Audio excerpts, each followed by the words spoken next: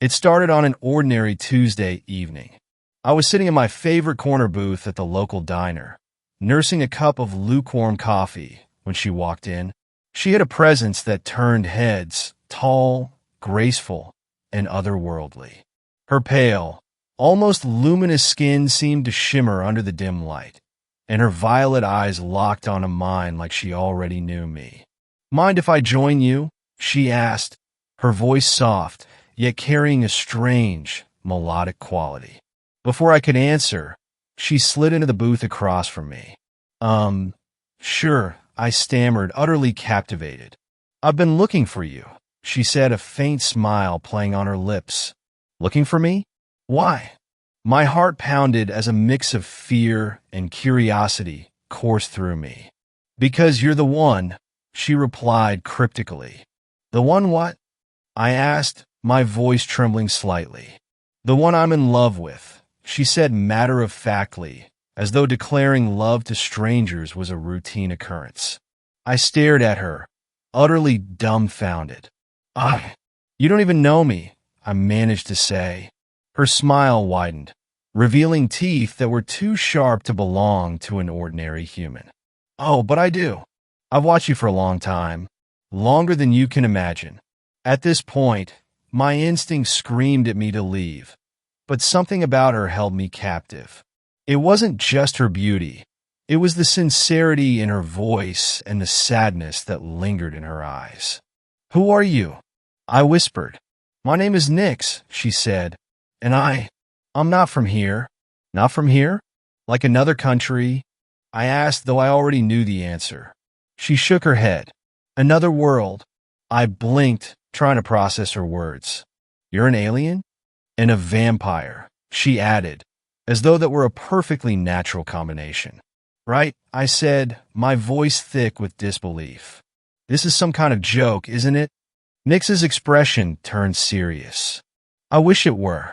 But no, I'm telling you the truth. My people, what you might call vampires, are from a planet far from here. We feed on energy, not just blood. And I came to Earth searching for something. Someone. Me?" I asked, still struggling to wrap my head around her words. She nodded. Your energy is unlike anything I've ever encountered. It's powerful, pure, and familiar. That's why I've been drawn to you." I leaned back, trying to create some distance between us. "Okay, let's say I believe you. Why would an alien vampire fall in love with me?" Nix hesitated, her violet eyes searching mine. "Because I've known you before. In another life." "Another life?" I echoed. "Yes," she said.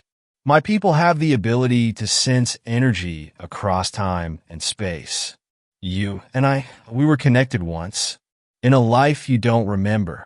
"This is insane," I said, running a hand through my hair. "I don't believe in past lives or alien vampires." "You don't have to believe," she said softly. "But it's true. I came here because I had to find you. And now that I have, I'm afraid." "Afraid of what?" I asked, despite myself. "Afraid that I'll lose you again," she whispered. Her vulnerability took me by surprise. For someone so powerful and otherworldly, she seemed genuinely fragile in that moment. Against my better judgment, I found myself wanting to believe her. "If what you're saying is true," I began carefully, "why did you lose me in the first place?" Nix's gaze dropped to the table. "Because of my people. They forbade our connection. They said it was dangerous, that it would disrupt the balance of our worlds. They took you from me." "How?" I asked, leaning forward despite myself.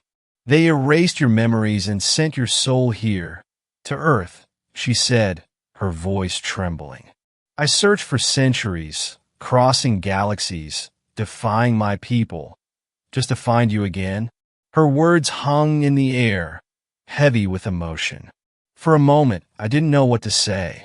Part of me still thought she might be crazy, but another part of me felt something, a flicker of recognition buried deep within. "I don't remember any of that," I said finally. "I know," she replied, "but I can help you remember if you'll let me." How? She reached across the table, her hand hovering inches above mine. May I? She asked. I hesitated before nodding. When her fingers touched mine, a jolt of energy surged through me. Images flashed in my mind. A vibrant alien world bathed in twin suns. A younger version of myself standing beside Nyx, our hands intertwined. The memories were fleeting but vivid, leaving me breathless. What was that? I asked, pulling my hand away. A glimpse of the truth, Nyx said. Do you believe me now? I stared at her, my mind racing. I don't know what to believe, but I'm willing to find out. Relief washed over her face. Thank you, she said. But there's something else you need to know. Something important. What? My people are coming for me, she said, her voice tinged with fear. They've tracked me to Earth, and they won't stop until they take me back. Why? Because I broke our laws by coming here. And because they know I found you. The gravity of her words hit me like a freight train. What do we do? Run, she said simply. But not forever. We'll have to face them eventually. And when we do, I'll need your help. My help? What can I do? More than you realize, she said, her eyes locking onto mine. You have power, even if you don't remember how to use it yet. Together, we can stand against them. I didn't know if I was ready for any of this, but the determination in her voice was infectious. Okay, I said. I'm in. Over the next few days, Nyx and I prepared. She taught me how to tap into the energy she claimed was within me, and slowly, I began to feel it, a warmth, a light, a connection to something greater. When her people finally arrived, they came in the dead of night, their sleek, dark ship hovering silently above the city. Nyx and I faced them together, standing our ground as they tried to take her away.